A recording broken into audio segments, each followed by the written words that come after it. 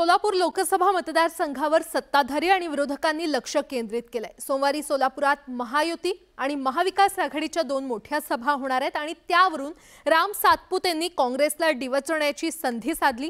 परिणामी काँग्रेसने देखील जोरदार पलटवार केलाय।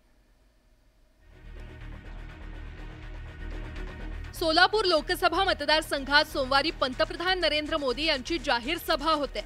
भाजपचे उमेदवार राम सातपुते यांच्या प्रचारासाठी पंतप्रधान सोलापुरात येणार असल्याने राजकीय वातावरण चांगलंच तापलंय।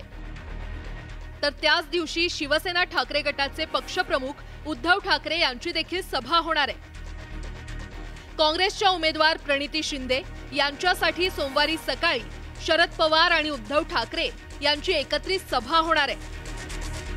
तर सोमवारी सकाळी पंतप्रधान नरेंद्र मोदी सभा घेणार आहेत। त्यावरून भाजपचे उमेदवार राम सातपुते यांनी काँग्रेसच्या राहुल गांधींची खिल्ली उडवली। कुठेतरी 2-5 हजार लोक जमून ही सभा घेतली। 5-7 हजार असतील। सभा काय असते ते 29 तारखेला सोलापूरकर दाखवतील।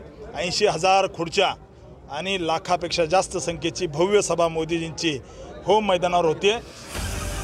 राहुल गांधींनी केलेल्या टीकेकडे सोलापूरचे मतदार लक्ष देणार नाहीत असा दावा राम सातपुतेंनी केला। राम सातपुतेंनी राहुल गांधींवर टीका केल्यामुळे काँग्रेसचे नेते आणि कार्यकर्ते चांगलेच संतापले। राहुल गांधींच्या सभेला झालेली गर्दी ही गरजवंतांची होती असं काँग्रेसकडून सांगण्यात आलं। राज्यात राहुल गांधींच्या सभांना प्रतिसाद मिळत असल्याने सत्ताधाऱ्यांमध्ये चलबिचल झाल्याचा टोला काँग्रेसने लगावला। काल झालेल्या राहुल गांधींच्या सोलापूर सभेवरती ते टीका करतायत। माझा आपल्या चॅनलच्या माध्यमातून राम सातपुतेजींना प्रश्न आहे, आपली अवकात काय? आपण बोलताय कोणावर? तुम्ही साध्या एका मतदारसंघाचे पहिल्या टर्मचे आमदार आणि देशाच्या नेतृत्वावर तुम्ही टीका करताय।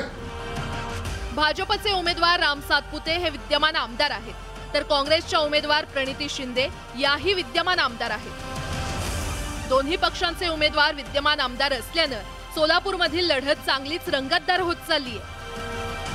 या प्रतिष्ठेच्या लढतीत विजय मिळवण्यासाठी महाविकास आघाडी आणि महायुतीने कोणतीही कसर सोडलेली नाही आणि त्यामुळेच सोमवारी राम सातपुतेंसाठी नरेंद्र मोदी आणि प्रणिती शिंदेंसाठी शरद पवार आणि उद्धव ठाकरे सभा घेतायत। आता कोणत्या सभेला मतदार प्रतिसाद देतात हे सोमवारी स्पष्ट होईल। Bureau report, news 18 Lokmat.